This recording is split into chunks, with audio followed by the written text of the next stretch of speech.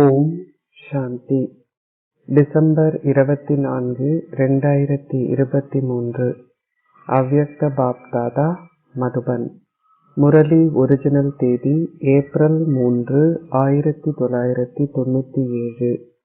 உங்களின் பழைய சமஸ்காரங்களை முடித்து உங்களின் ஆதியான சமஸ்காரங்களை கிரகித்து என்றும் தயாரானவர் ஆகுங்கள். இன்று பாப்தாதா உலகிற்கே தந்தையாக இருப்பவரின் அன்பில் மூழ்கியுள்ள தனது அதிர்ஷ்டசாலியான அன்பான குழந்தைகளை பார்க்கின்றார். தந்தை ஒவ்வொரு குழந்தையின் பாக்கியத்தை பார்த்தும் பெருமைப்படுகின்றார். எனது குழந்தைகள் தற்சமயம் மிக மேன்மையானவர்கள்.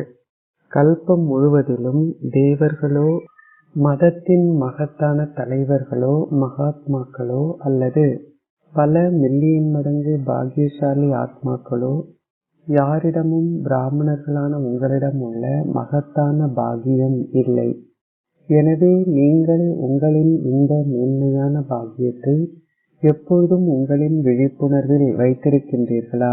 நீங்கள் சதா உங்களின் மனதில் இந்த எல்லையற்ற பாடலை பாடுகின்றீர்களா? ஆஹா பாபா, பாக்கியத்தை அருள்பவரே, ஆஹா மேன்மையான ஆத்மாவான எனது பாக்கியமே. உங்களின் பாக்கியத்திற்கான இந்த பாடல் சதா இயல்பாக ஒலிக்கின்றதா? பாபா குழந்தைகளான உங்களை பார்ப்பதில் எப்பொழுதும் மகிழ்ச்சி அடைகின்றார். குழந்தைகளான நீங்களும் சந்தோஷமாக இருக்கின்றீர்கள். ஆனால் அவ்வப்போது உங்களின் பாக்கியம் வெளிவர அனுமதிப்பதற்கு பதிலாக நீங்கள் அதை அமிழச் செய்து விடுகின்றீர்கள். குழந்தைகளான நீங்கள் உங்களின் 100 மடங்கு பாக்கியத்தின் போதையும் நம்பிக்கையையும் அமிழச் செய்து விடுவதை தந்தை பார்க்கும்பொழுது என்ன கூறுகின்றார்? நாடகம். எவ்வாறாயினும் குழந்தைகளான நீங்கள் அனைவரும் உங்களின் பாக்கியத்தின் விழிப்புணர்வின் சொரூபங்களாக இருப்பதை எப்பொழுதும் பாப்தாதா காண விரும்புகின்றார். உங்கள் அனைவருக்கும் இது தேவையாக உள்ளது. எவ்வாறாயினும் இடையில் ஆனால் என்பது வருகிறது.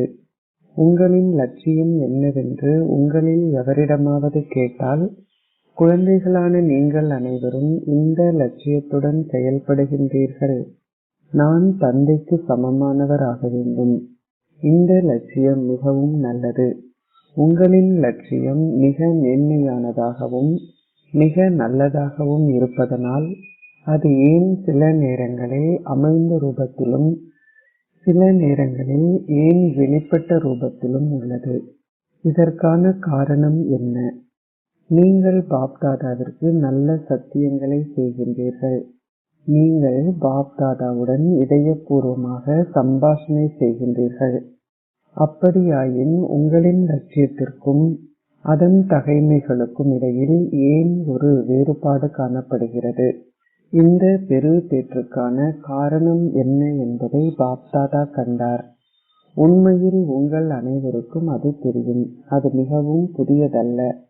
ஆனால் எப்படியும் பாப்தாதா அதை உங்களுக்காக மீட்டல் செய்வார். பாப்தாதா 3 விஷயங்களை கண்டார். ஒன்று சிந்திப்பது, அதாவது எண்ணங்களை உருவாக்குவது. ஒன்று சிந்தித்தல், அதாவது எண்ணங்களை உருவாக்குதல். இரண்டாவது பேசுவது, அதாவது அதை கூறுவது. மூன்றாவது உங்களின் நடைமுறை செயல்களிலும் நடத்தையிலும் அதை கடைபிடிப்பது. எனவே இந்த மூன்றிலும் உள்ள சமநிலை குறைவாக உள்ளது. இந்த சமநிலை இருந்தால் நம்பிக்கையும் போதையும் வெளிப்படும். ஆனால் அந்த சமநிலை குறைவாக இருந்தால் உங்களின் போதையும் நம்பிக்கையும் அமிழ்ந்து போகின்றன. பெரு பேறுகளில் உங்களின் சிந்திப்பதன் வேகம் மிக நன்றாகவும் வேகமாகவும் இருப்பதை காண முடிகின்றது. உங்களின் பேசுவதன் வேகமும் போதையும் 75% ஓகேயாக உள்ளது. பெரும்பாலானோர் பேசுவதில் கெட்டிக்காரர்கள்.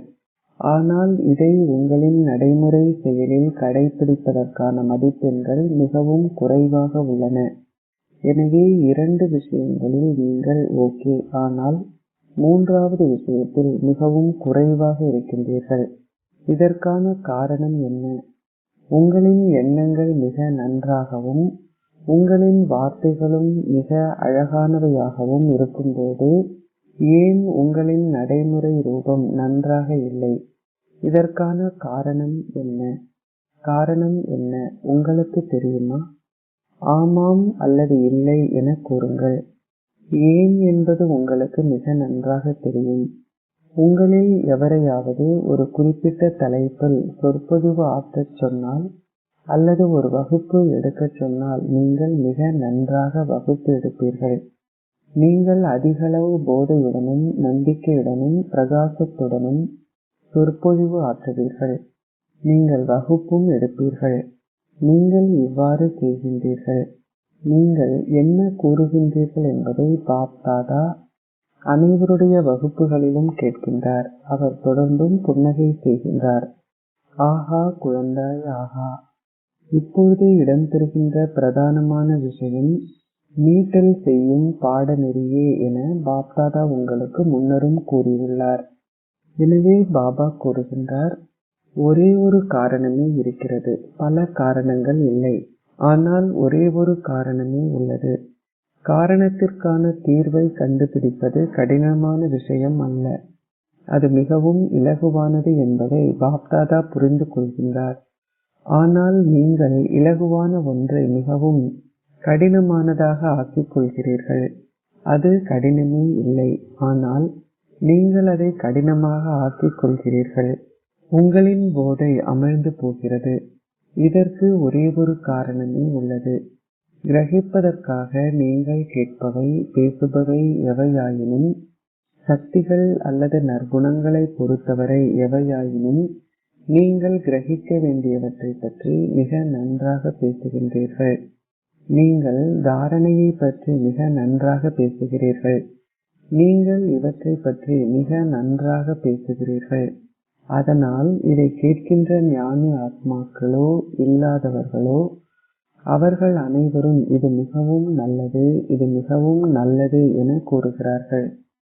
அவர்கள் உங்களை போற்றி நீங்கள் மிக நன்றாக பேசினீர்கள் என கூறுவார்கள். எவ்வாறாயினும் நீங்கள் ஆனால் என்ற வார்த்தையை எத்தனை முறை பயன்படுத்தினீர்கள் என பார்த்தீர்களா? இந்த ஆனால் என்ற வார்த்தை தடையை ஏற்படுத்துகிறது.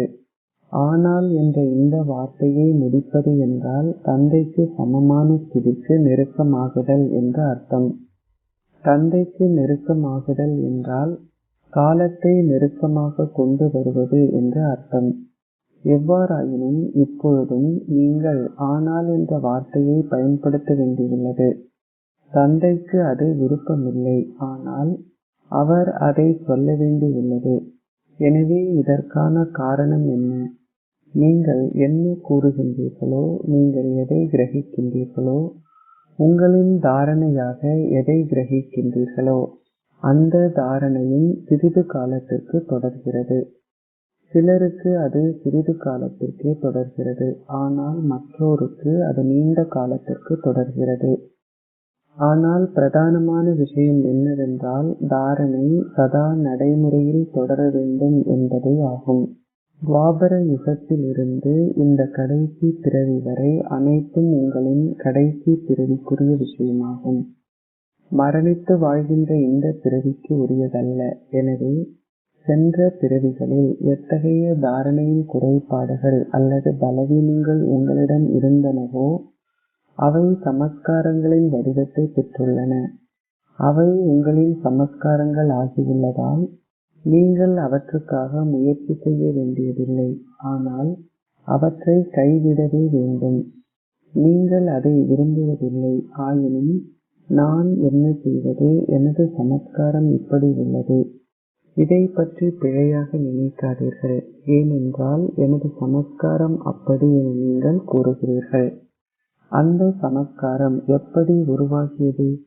நீங்கள் அதை உருவாக்கியதாலேயே அது உருவாகியது. எனவே நீங்கள் அந்த தவறான சமஸ்காரங்களை துவாபர யுகத்திலிருந்து உருவாக்கி கொண்டீர்கள். அவற்றின் மூலமாகவே நீங்கள் பல தடவைகள் நிர்பந்தத்திற்கு உள்ளாகி நான் என்ன செய்வது, எனது சமஸ்காரங்கள் இப்படிப்பட்டவை என கூறுகிறீர்கள். எனவே நீங்கள் விரும்பாத போதும் அந்த சமஸ்காரங்கள் இலகுவாக நடைமுறை வடிவத்தை எடுக்கின்றன. அவை நடிக்க ஆரம்பிக்கின்றன. அப்படித்தானே? சிலர் கோபம் அடைகின்றனர். சிறிது நேரத்தின் பின்னர் இதை பற்றி பிழையாக நினைக்காதீர்கள், அது எனது சமஸ்காரம் மட்டுமே என கூறுகிறார்கள். நீங்கள் கோபத்தை உங்களின் சமஸ்காரம் ஆக்கினீர்கள். நீங்கள் குறைகளை உங்களின் சமஸ்காரங்கள் ஆக்கினீர்கள். அப்படி என்றால் ஏன் நற்குணங்களை உங்களின் சமஸ்காரங்கள் ஆக்கவில்லை? எப்படி கோபம் ஒரு சக்தியோ அறியாமையின் சக்தியோ கோபமாகிறது. அறியாமையின் சக்தியே கோபமாகிறது. ஞானத்தின் சக்தியும் சகித்துக் கொள்ளும் சக்தியும் அமைதியே ஆகும். நீங்கள் கோபத்தை உங்களின் சமஸ்காரமாக மிக நல்ல முறையில் ஆக்கியுள்ளீர்கள். நீங்கள் தொடர்ந்து அதை பயன்படுத்தினீர்கள். பின்னர் என்னை மன்னியுங்கள், அது எதிர்காலத்தில் நடக்காது என்று மன்னிப்பும் கேட்கின்றீர்கள். எவ்வாறாயினும் அது எதிர்காலத்திலும் மேலும் அதிகமாக நடக்கிறது. இதற்கு காரணம் என்ன? அது ஏனென்றால் நீங்கள் அதை உங்களின் சமஸ்காரம் ஆக்கியுள்ளீர்கள். பாப்தாதா குழந்தைகளான உங்களிடம் மீண்டும் மீண்டும் ஒரு விஷயத்தை கூறுகின்றார். ஒவ்வொரு நற்குணத்தையும் ஞானத்தின் ஒவ்வொரு விஷயத்தையும் உங்களின் சமஸ்காரங்கள் ஆக்குங்கள். பிராமண ஆத்மாக்களின் ஆதி சமஸ்காரம் என்ன? இது கோபமா அல்லது சகிப்புத்தன்மையா? அது என்ன? அது சகிப்புத்தன்மையும் அமைதி சக்தியும் அல்லவா? நீங்கள் மிக இலகுவாக குறைபாடுகளை உங்களின் சமஸ்காரங்களாக ஆக்கியுள்ளீர்கள். நீங்கள் அவற்றை உங்களுக்குள் எப்படி அடைத்து வைத்திருக்கின்றீர்கள் என்றால், நீங்கள் விரும்பாத போதும் அவை தொடர்ந்தும் வெளிப்படுகின்றன. அதேபோல் ஒவ்வொரு நற்குணத்தையும் உங்களுக்குள் அரைத்து அதை உங்களின் சமஸ்காரம் ஆக்குங்கள். சதா உங்களின் ஆதி சமஸ்காரம் என்ன என்பதை நினைவு செய்யுங்கள். மற்றது ராவணனின் சொத்து, அதை நீங்கள் உங்களின் சமஸ்காரம் ஆக்கியுள்ளீர்கள். உங்களுக்கு சொந்தமில்லாத ஒன்றை நீங்கள் உங்களுடையது ஆக்கியுள்ளீர்கள். இப்பொழுது தந்தையின் பொக்கிஷங்களை உங்களுக்குரியது ஆக்கிக் கொள்ளுங்கள். நீங்கள் ராவணனின் சொத்தை கவனமாக உங்களுடன் வைத்துக் கொள்கிறீர்கள். அதே நேரத்தில் தந்தை உங்களுக்கு கொடுத்த விஷயங்களை இழந்து விடுகின்றீர்கள். ஏன்? உங்களுக்கு ராவணனிடம் அன்பு உள்ளது. நீங்கள் ராவணனை நேசிக்கின்றீர்களா அல்லது தந்தையை நேசிக்கின்றீர்களா? நீங்கள் அனைவரும் தந்தையை நேசிப்பதாகவே கூறுவீர்கள். நீங்கள் அனைவரும் இதை உங்களின் மனதில் சொல்கின்றீர்கள் தானே? எவ்வாறாயினும் நீங்கள் விரும்பிய ஒரே ஒருவரால் சொல்லப்பட்ட விஷயங்கள் நம்பிக்கை என்ற மையால் உங்களின் இதயங்களில் எழுதப்பட்டிருக்க வேண்டும். ஒருவர் ராவணனின் சமஸ்காரங்களின் ஆதிக்கத்தின் கீழ் இருக்கும் பொழுது, எனினும் தொடர்ந்து அவருக்கு பாபாவிடம் அதிக அளவு அன்பு இருக்கிறது என்று கூறினால், பாபா கேட்கின்றார், உங்களுக்கு எவ்வளவு அன்பு உள்ளது? வானத்தை விட பெரியது என அவர் பதிலளிப்பார். அந்த குழந்தை இவ்வளவு அப்பாவியாக இருக்கிறது என்பதை கேட்கும் பொழுது தந்தை சந்தோஷப்படுகின்றார். எவ்வாறாயினும் பாபா கூறுகின்றார், தந்தை குழந்தைகளான உங்கள் அனைவருக்கும் சத்தியம் செய்துள்ளார். நீங்கள் பாபா எனது பாபா என கூறியதால் நீங்கள் இதை உங்களின் இதயபூர்வமாக ஒரு முறையேனும் கூறினால், இடையில் நீங்கள் பாபாவை மறந்திருந்தாலும் ஒரு முறையாவது நீங்கள் இதயபூர்வமாக எனது பாபா என கூறியதனால் தந்தையும் கூறுகின்றார், நீங்கள் எத்தகையவராக இருந்தாலும் எதை செய்பவராக இருந்தாலும் நீங்கள் என்னுடையவர். பாபா உங்களை திரும்பவும் அழைத்து செல்ல வேண்டும். நீங்கள் மணமகள்களாக திரும்பி செல்ல வேண்டும் என்று பாபா விரும்புகின்றார். கல்யாண ஊர்வலத்தில் ஒருவராக அல்ல. நீங்கள் அனைவரும் இதை கேட்கும்போது சந்தோஷப்படுகிறீர்கள். நீங்கள் உங்களையே பார்த்து சிரிக்கின்றீர்கள். இப்பொழுது இதை கேட்கும் நேரத்தில் நீங்கள் உங்களையே பார்த்து சிரிக்கின்றீர்கள். நீங்கள் உங்களையே பார்த்து சிரிக்கின்றீர்கள். ஆனால் நீங்கள் வலுவை பிரயோகிக்கும் பொழுது சிவந்து போகின்றீர்கள். குழந்தைகளாகிய உங்களிடம் ஒரு மிக நல்ல சிறப்பியல்பு இருப்பதை பாப் தாதா பெரு பேறுகளில் கண்டார். அது என்ன? தூய்மையை கடைபிடித்தல். இதற்காக நீங்கள் எவ்வளவுதான் சகித்துக் கொள்ள நேரிட்டாலும், எத்தனை பேர் உங்களை எதிர்க்க வந்தாலும், இந்த விஷயத்தில் 75% நன்றாகவே இருக்கின்றீர்கள். சிலர் அவசியமற்ற முறையில் வீணான விஷயங்களை இன்னமும் பேசுகிறார்கள். எனினும் இந்த விஷயத்தில் 75% சித்தியடைந்துள்ளார்கள். எவ்வாறாயினும் இரண்டாவது பாடம் என்ன? கோபம். முழுமையான ஷரீர உணர்வு உள்ளது. ஆனால் மிக சிலரே கோபம் என்ற பாடத்தில் சித்தியடைந்திருப்பதை காண முடிகிறது. கோபம் என்பது விகாரம் அல்ல, அது ஓர் ஆயுதமே. ஆனால் அது விகாரம் இல்லை என அவர்கள் நினைக்கிறார்கள். எவ்வாறாயினும் ஒரு ஞானி ஆத்மாவிற்கு கோபம் என்பது மிகப்பெரிய எதிரியாகும். ஏன்? நீங்கள் பல ஆத்மாக்களுடன் தொடர்பிலும் உறவு முறைகளிலும் வரும்பொழுது கோபம் வெளிப்படுகிறது.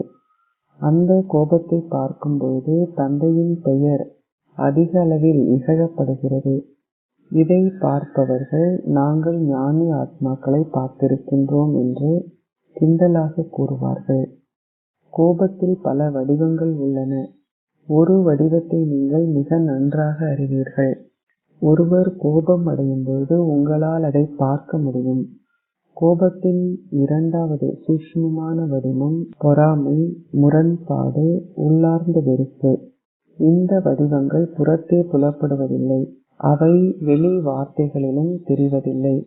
வேறெந்த புற வடிவத்திலும் தெரிவதில்லை.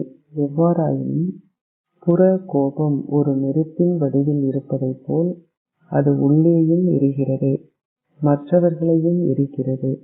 அதே போன்று பொறாமையும் முரண்பாடுகளையும் அல்லது தங்களுக்குள்ளே வெறுப்பையும் கொண்டிருப்பவர்கள் தொடர்ந்து உள்ளேயும் எரிகிறார்கள். அவர்கள் உள்ளே சிவப்பாக மாறுவதில்லை. ஒருவர் வெளியே சிவந்து போகும்போது அது புரிகிறது. ஆனால் மற்றொன்று உள்ளே அவலட்சணம் ஆகுதல். கோபத்தின் மூன்றாவது வடிவம் கெட்டிக்காரத்தனம். அது என்ன? வார்த்தைகளிலும் விளக்கங்களிலும் நீங்கள் சில வேளைகளில் சீரியஸாக இருக்க வேண்டியுள்ளது என கூறுகின்றீர்கள். சில நேரங்களில் அவர்களின் நன்மைக்காக சட்டத்தை கடைபிடிக்க வேண்டியுள்ளது என்கிறீர்கள். இதில் நன்மை இருக்கிறதா இல்லையா என உங்களையே கேட்டு பாருங்கள். சட்டத்தை உங்களின் கைகளில் எடுத்துக்கொள்வதற்கான அனுமதியை பாப்தாதா உங்களுக்கு கொடுக்கவில்லை. பாபா எந்த ஒரு முரளியிலாவது நீங்கள் சட்டத்தை உங்களின் கைகளில் எடுத்துக்கொள்ளலாம் என கூறியிருக்கின்றாரா? கோபப்படாதீர்கள். சட்டத்தை தமது சொந்த கைகளில் எடுத்துக்கொள்பவர்களுக்கு அக கோபத்தின் சுவடு உள்ளது. ஆமாம், கருவி ஆத்மாக்களும் சட்டத்தை தமது கைகளில் எடுத்துக்கொள்வதில்லை. எவ்வாறாயினும் அவர்கள் அதை நீங்கள் மீட்டல் செய்யும்படி செய்கிறார்கள். அவர்கள் சட்டத்தை தமது கைகளில் எடுத்துக்கொள்வதில்லை. உங்களில் எவராவது சட்டத்தை உங்களின் கைகளில் எடுத்துக்கொள்ள முடியாது. ஆனால் பாப்தாதா செய்த சட்டங்களை கருவிகள் மற்றவர்களை மீட்டல் செய்ய வைக்க வேண்டும். கருவிகளாக இருப்பவர்களுக்கு இந்த அளவு அனுமதி மட்டுமே உள்ளது, அனைவருக்கும் இல்லை. இன்று பாப்தாதா சில உத்தியோகபூர்வமான கற்பித்தல்களை கொடுக்கின்றார். எனவே அவற்றை அன்புடன் ஏற்றுக்கொள்ளுங்கள். ஏனென்றால் பாப்தாதா உங்களை சந்திக்க வரும்போது நீங்கள் பாபாவிற்கு எழுதிய சத்தியங்களை பார்த்து அவர் புன்னகை செய்கின்றார். ஒவ்வொரு நற்குணத்தையும் உங்களின் ஆதி சமஸ்காரம் ஆக்குங்கள் என இப்போதுதான் பாப்தாதா உங்களுக்கு கூறினார். நீங்கள் அதை கீழ்கோடிட்டீர்களா? அவ்வாறாயின் உங்களின் அமைதி ரூபத்தில் இருத்தல், சகித்துக் கொள்ளுதல் என்பவை உங்களின் சமஸ்காரம் ஆகிவிட்டன என கூறுங்கள். அதை உங்களின் ஆதி சமஸ்காரமாக்கி அடுத்து வரும் 5-6 மாதங்களுக்குள் அதை பாப்தாதாவிடம் காட்டுங்கள். இதனாலேயே பாபா இன்று உங்களுக்கு பெரு பேறுகளை வழங்குகின்றார். பாபா கோபத்தை பற்றிய பல அறிக்கைகளை பெறுகின்றார். இளையவர்களும் முதியவர்களும் பல்வேறு வடிவங்களில் கோபப்படுகிறார்கள்.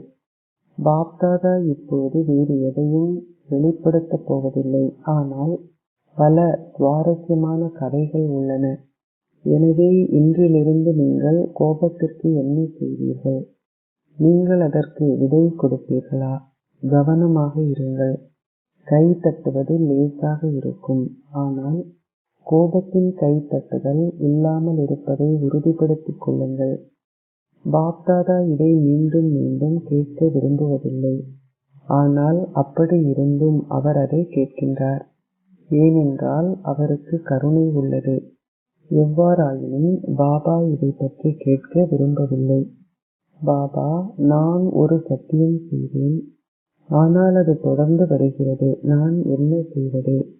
நீங்கள் அது வருவதை விரும்பவில்லை, ஆனால் அது வருகிறது. நீங்கள் மாயைக்கு விளங்கப்படுத்த வேண்டும். நீங்கள் கோபத்திற்கு விளங்கப்படுத்த வேண்டும். தந்தை முயற்சி செய்ய குழந்தைகள் வெகுமதியை பெற்றுக் கொள்வார்களா? தந்தை இந்த முயற்சியை செய்ய வேண்டுமா? எனவே இப்படிப்பட்ட சத்தியங்களை செய்யாதீர்கள். பாப்தாதா 5 மாதங்களில் பெரு பேறுகளை பார்ப்பார். நீங்கள் பெரு பேறுகளை கொடுத்தாலும் கொடுக்காது விட்டாலும் அவை பாப்தாதாவை வந்தடையும். நான் என்ன செய்வது? அது நடந்துவிட்டது. சூழ்நிலைகள் அப்படி இருந்தன. அந்த சந்தர்ப்பம் பெரியதாக வந்தது என்பதாக உங்களின் பெரு பேறுகள் இருக்கக்கூடாது. இந்த முறையில் நீங்கள் தந்தைக்கு புரிய வைப்பதற்கு முயற்சி செய்கிறீர்கள். நீங்கள் மிகவும் கெட்டிக்காரர்கள். பாபா, எங்களால் சிறிய விஷயங்களில் வெற்றி பெற முடியும். ஆனால் இது பெரியதோர் சூழ்நிலையாக இருந்தது என நீங்கள் கூறுகிறீர்கள். இப்பொழுது நீங்கள் எதை குறை கூறுவீர்கள்? அந்த சூழ்நிலையை. எனவே சூழ்நிலை என்ன செய்யும்? அது வரும், போகும். அந்த சூழ்நிலை மீண்டும் 5000 ஆண்டின் பின்னரே வரும். 5000 ஆண்டின் பின்னர் நடக்கப் போகும் ஒரு சூழ்நிலையை பற்றி நீங்கள் குறை கூறுகின்றீர்கள். இதை செய்யாதீர்கள்.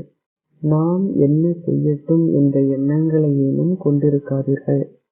பாப்தாதா ஏன் குறிப்பாக கோபத்தை பற்றி உங்களுக்கு கூறுகின்றார்? ஏனென்றால் நீங்கள் கோபத்திற்கு விடை கொடுத்தால் அதை பேராசையும் ஆசைகள் போன்றவை அனைத்தும் அடங்கியுள்ளன. பேராசை என்பது பணத்திற்காகவோ அல்லது உணவிற்காகவோ மட்டும் அல்ல.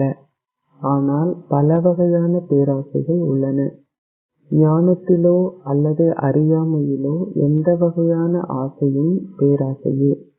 ஆகவே கோபம் முடிந்ததும் பேராசையும் இயல்பாகவே முடிந்துவிடும். அகங்காரமும் முடிந்துவிடும். சில நேரங்களில் உங்களிடம் அகம்பாவம் இருக்கிறதல்லவா? நான் சீனியர், நான் விவேகி, எனக்கு இவை எல்லாம் தெரியும். இவர் தன்னை யாரென்று நினைத்துக் கொண்டிருக்கின்றார். அதன் பின்னர் கோபம் வருகிறது.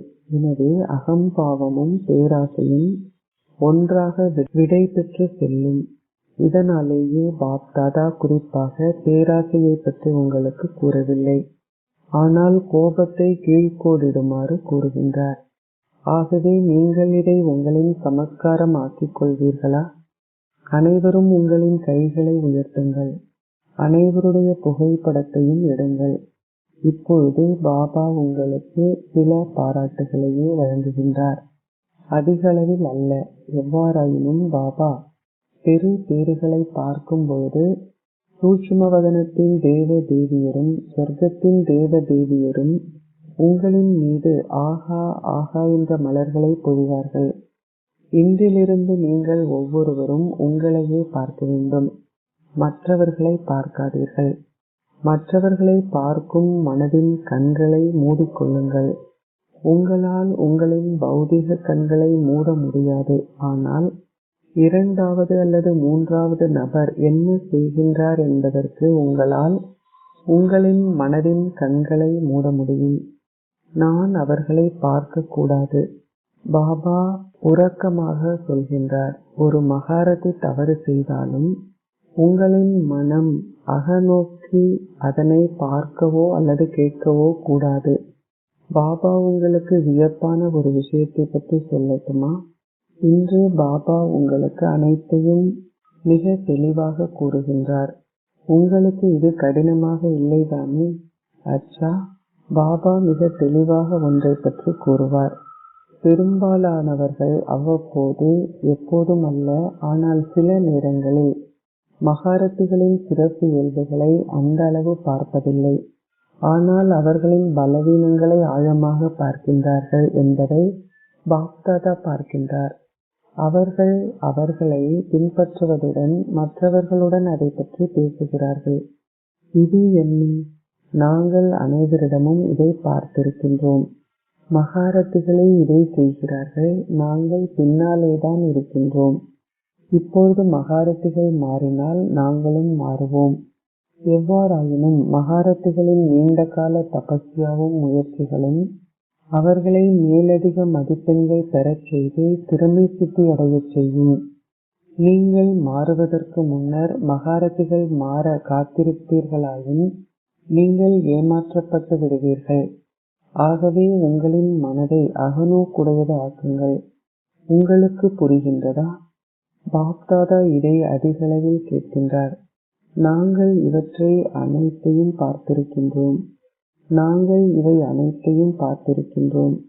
எங்களுக்கும் கண்கள் உள்ளன, எங்களுக்கும் காதுகள் உள்ளன. நாங்கள் அவை அனைத்தையும் கேட்டுள்ளோம். எவ்வாறாயினும் இந்த விஷயத்தில் மகாரத்திகளுடன் போட்டி போடாதீர்கள். நல்ல விஷயங்களில் ஓட்டத்தில் ஓடுங்கள். பிழையான விஷயங்களில் போட்டி போடாதீர்கள். ஏனென்றால் இல்லாதுவிட்டால் நீங்கள் ஏமாற்றப்படுவீர்கள். பாபாவிற்கு கருணை பிறக்கிறது. மகாரத்திகளின் நம்பிக்கையின் அஸ்திவாரம் உடையாததாகவும் அசைக்க முடியாததாகவும் இருப்பதனால் அவர்கள் மேலதிக மதிப்பெண்களை பெறுகிறார்கள். ஆகவே இந்த விஷயத்தில் உங்களின் மன கண்களை ஒருபோதும் திறக்காதீர்கள். அதை மூடியே வைத்திருங்கள். உங்களின் மனம் கூறுவதை கேட்பதற்கு பதிலாக அதை அகநோக்காக வைத்திருங்கள். உங்களுக்கு புரிகின்றதா? பாப்தாதாவின் அன்பில் திளைத்திருக்கும் 4 திசைகளிலும் உள்ள ஆத்மாக்களுக்கும் தந்தையின் சேவாதாரி ஆத்மாக்கள் அனைவருக்கும் தாரணையை இலகுவான முயற்சியாக கொண்டிருக்கும் மேன்மையான ஆத்மாக்களுக்கும் தந்தைக்கு சமமானவராகும் லட்சியத்தை சதா கொண்டிருப்பதுடன் அதற்கான தகைமைகளை விருத்தி செய்பவர்களுக்கும் தந்தைக்கு நெருக்கமான ஆத்மாக்களுக்கும் பாப்தாதாவின் மிக மிக அதிக அன்பும் நினைவும் நமஸ்தேயும். ஆசீர்வாதம். நீங்கள் ஒரு சக்திசாலி சேவையாளராகி ஆத்மாக்களுக்கு இந்த அமரத்துவ ஞானத்தை வழங்கி அவர்களை அக்கால மரணம் என்ற பயத்திலிருந்து விடுவிப்பீர்களாக. உலகெங்கும் உள்ள மக்களுக்கு அகால மரணத்தை பற்றிய பயம் உள்ளது. அவர்கள் பயத்துடனேயே உண்கிறார்கள், பயத்துடனேயே செயல்களை செய்கிறார்கள், பயத்துடனேயே தூங்குகிறார்கள். இத்தகைய ஆத்மாக்களுக்கு சந்தோஷமான விஷயங்களை கூறி அவர்களை அவர்களின் பயத்திலிருந்து விடுவியுங்கள். உங்களால் அவர்களை 21 பிறவிகளின் அகால மரணத்திலிருந்து பாதுகாக்க முடியும் என்ற நல்ல செய்தியை அவர்களுக்கு கொடுங்கள். அவர்களுக்கு இந்த அமரத்துவ ஞானத்தை வழங்குவதன் மூலம் ஒவ்வொரு ஆத்மாவையும் அமரராக்குங்கள். இதன் மூலம் அவர்கள் பிறவி பிறவியாக அக்கால மரணத்திலிருந்து பாதுகாக்கப்படுவார்கள். உங்களின் அமைதியும் சந்தோஷமான அதிர்வலைகளால் சக்தி வாய்ந்த சேவையாளராகி அனைவருக்கும் சந்தோஷம் மற்றும் சௌகரியத்தின் அனுபவத்தை கொடுங்கள். ஸ்லோகம். நினைவிற்கும் சேவைக்கும் இடையில் ஒரு சமநிலையை பேணுவதால் மட்டுமே உங்களால் அனைவரின் ஆசீர்வாதங்களையும் பெற முடியும். ஓம் சாந்தி.